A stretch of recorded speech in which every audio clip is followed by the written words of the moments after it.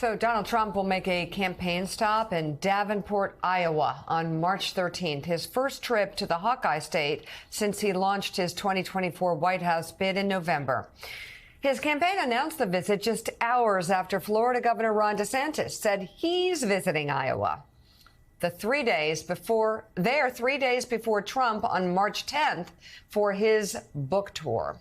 Joining us now, the co-founder of Axios, Mike Allen. Axios has new reporting this morning on Trump's plans to attack DeSantis. Good morning, Mike.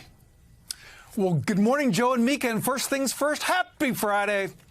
Yay. He still has it. He still has I love it. So tell us about Donald Trump's plan to defeat Ron DeSantis.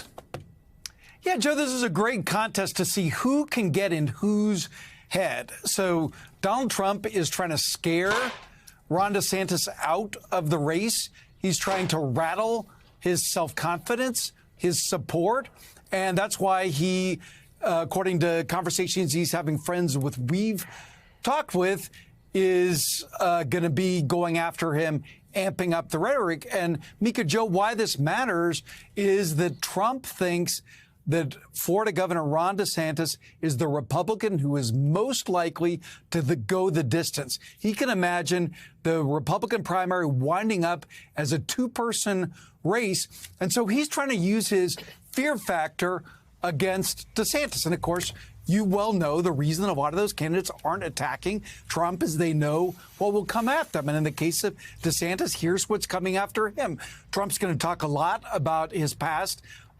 Talk about cutting entitlements, Medicare, Social Security, including when he was a congressman. He's going to talk about the loyalty that he thinks that he should have for Trump, who was a big help in making him governor.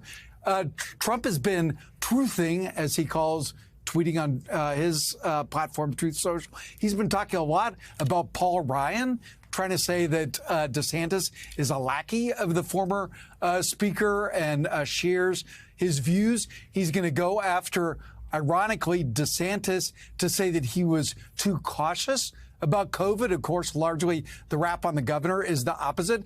And fifth, Mika and Joe, he's going to say that he's waffled on Ukraine. Now, as we do this contest of who's in whose head, Governor DeSantis is not taking the bait. He's brushing it off. His staff is not commenting. And the other day, Governor DeSantis dismissed what Donald's saying, his constituent in Palm Beach, as background noise.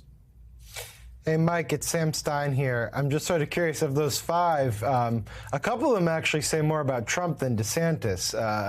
The idea that he may be feeling vulnerable on COVID, for instance. But I'm curious about actually number one, the Medicare and Social Security stuff. I presume that this came up when DeSantis was running for governor of Florida, the issue that he wanted to make drastic changes to Social Security. This is odd to come up in the context of a Republican Party, but talk a little bit about how Trump world views this as a vulnerability. The fact that DeSantis is sort of married more towards the conservative idea of reforming these entitlements programs, and Trump's vision of it, which is that you just don't touch them at all. No, Sam, those are two very smart points. And just on COVID, you're totally right. And so former President Trump is going to try and fight that issue to a draw. And then on entitlements, Social Security, Medicare, this is a very interesting window into the voter groups that these two candidates are going after. Donald Trump, who has said Republicans should pull away from any kind of talk about cuts of entitlements. He's always been there. And it's because his crowd is older. Those are voters who are more dependent on that, whereas Ron DeSantis, much younger, has a more traditional conservative ideology. And that's where the President Trump is going to try to tie him to Paul Ryan. He's been truthing his version of tweeting about Paul Ryan. I think that you're right about it saying a lot more about Trump. Paul Ryan, not top of mind for probably a lot of people, but Trump is trying to put him there. The co-founder of Axios. It's amazing. Again, it's amazing that Donald Trump, again, it's just all personal grievance. He's not looking forward at all. There are no issues. You can predict every He's move. talking about Paul Ryan. Like, who cares about Paul Ryan Well, I like when Paul they go, Ryan. yeah, I like Paul Ryan, but who cares about A lot Paul of Ryan Republicans if like you're Paul Ryan. a member of the Republican base and think, oh, this Right. guy being connected to Paul Ryan is a negative? Like, who's going to go, oh, boy, I can't vote for Ron DeSantis? Exactly. That's the Nobody's point. out there thinking that. Well, it's and just the same thing on his, he's not loyal to Donald Trump. If you're looking for an alternative, that's probably not Right. the game-changing issue for you. Exactly. The co-founder of Axios, Mike Allen. Happy Friday, Mike. Thank you, Happy Mike, for being weekend. on this morning. Yeah.